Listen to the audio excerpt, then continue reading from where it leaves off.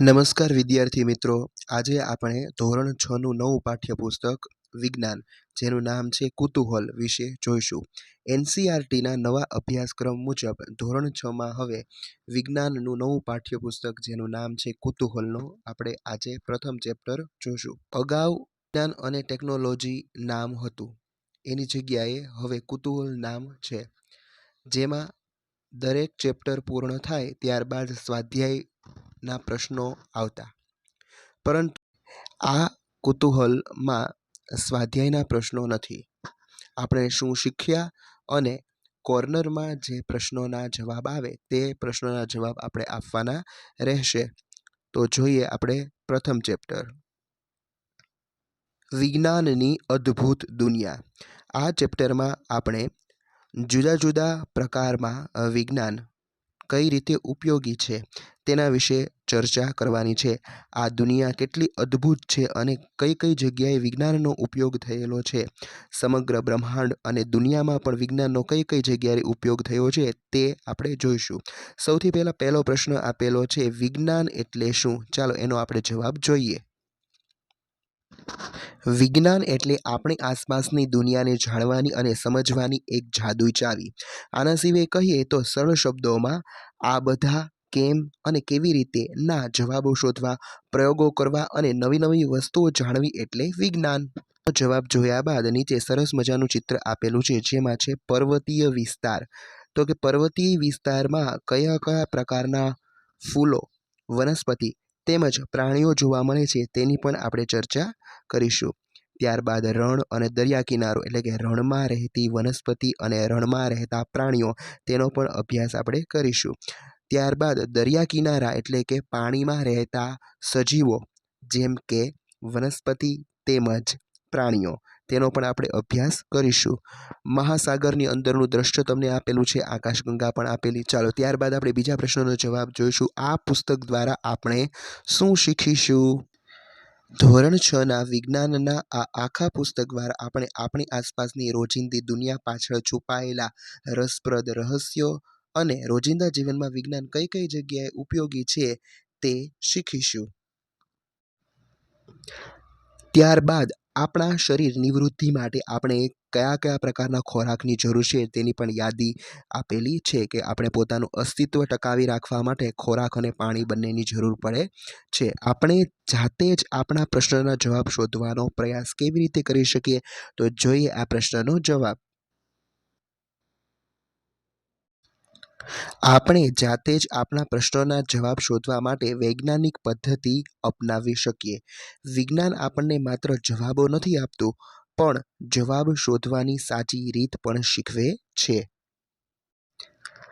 ચાલો ત્યારબાદ આપણે પ્રવૃત્તિ 1.1 ચાલો વિચારીએ અને લખીએ. એટલે કે આપણે આવી કોઈ એક સમસ્યા, એટલે ઉપર આપણે 2 સમસ્યાનો અભ્યાસ કર્યો, એવી સમસ્યા ઉકેલવાનો તમારે પ્રયત્ન કરો અને એના વિશે તમારે લખવાનું છે. અને આ માટે તમે કયા કયા સોપાનો એટલે કે સ્ટેપ અનુસર્યા હતા તે પણ લખવાનું છે. ચાલો આપણે જોઈએ. ચાલો પહેલી પ્રવૃત્તિમાં આપણે સમસ્યા એક લઈએ કે મમ્મીએ લીંબુ શરબત બનાવ્યું, પણ ખાંડ નીચે ને નીચે એમને બેસી ગઈ, ઓગળતી નથી.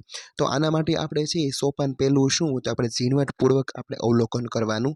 તો બાળકે શું જોયું? તો કે બાળકે કાચના ગ્લાસમાં જોયું કે શરબત ઠંડુ રાખવા માટે મમ્મીએ તેમાં પહેલા બરફના ટુકડા નાખ્યા હતા અને ખાંડ પાણીના તળિયે બેસી ગઈ હતી અને ચમચી ફેરવા છતાં ઓગળતી નહોતી. હવે સોપાન 2 જોઈએ, તર્ક લગાવો. બાળકે ધારણા કરી કે બાળકે વિચાર્યું કે રોજ તો મમ્મી શરબત બનાવે ત્યારે ખાંડ ફટાફટ ઓગળી જાય છે, આજે કેમ નથી ઓગળતી? એમાં ધારણા 1, પાણી બહુ ઠંડુ થઈ ગયું છે એટલે ખાંડ રીસાઈ ગઈ છે, એટલે કે ઓગળતી નથી. અને ધારણા 2, જો પાણી ગરમ કે સામાન્ય હોય તો ખાંડ જલ્દી ઓગળી જાય. દરેક વિદ્યાર્થીએ છે એ અહીં સમસ્યા આપી છે, એના સિવાય તમે અન્ય સમસ્યા અને તેને અનુરૂપ 1, 2 અથવા 5 સુધીના સોપાનો લખી શકો. ત્યારબાદ પ્રવૃત્તિ 1.2 ચાલો વિચારીએ અને લખીએ. રોજિંદા જીવનની કોઈ એક એવી પરિસ્થિતિનું વર્ણન કરો જ્યાં તમને લાગે છે કે કોઈ વ્યક્તિ વૈજ્ઞાનિક પદ્ધતિને અનુસરે છે. ચાલો જોઈએ આનો જવાબ. ચાલો આપણે એક ઉદાહરણ જોઈએ. રસોડામાં દૂધ ગરમ કરતી વખતે તેનું ઉભરાઈ જવું, જ્યારે પાણીનું ન ઉભરાવું.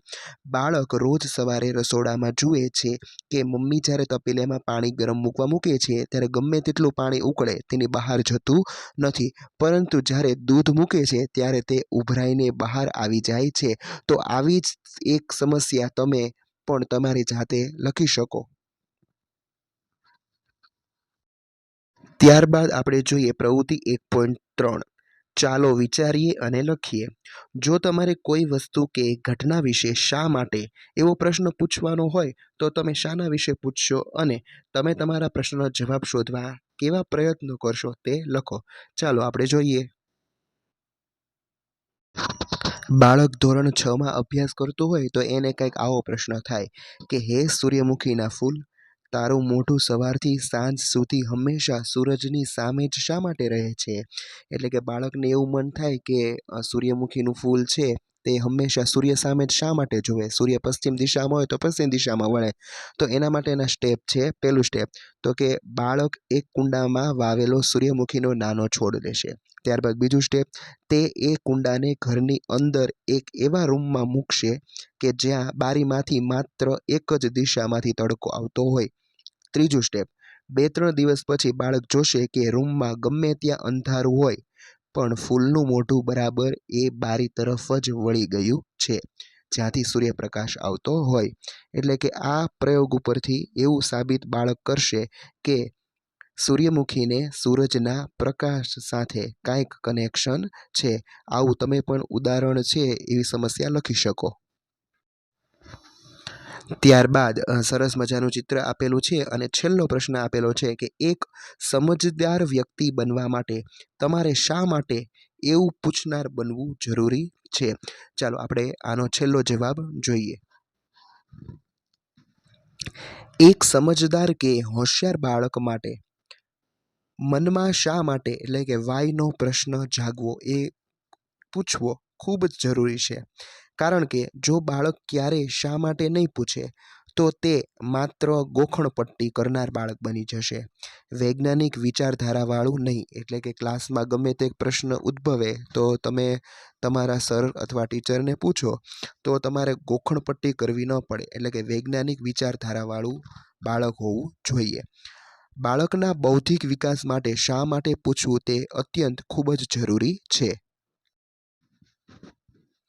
ચાલો અહીં તમારું આ પ્રથમ ચેપ્ટર છે એ પૂર્ણ થાય છે અને હવે આપણે મળીએ બીજા ચેપ્ટરમાં જેનું નામ છે સજીવ સૃષ્ટિમાં વિવિધતા.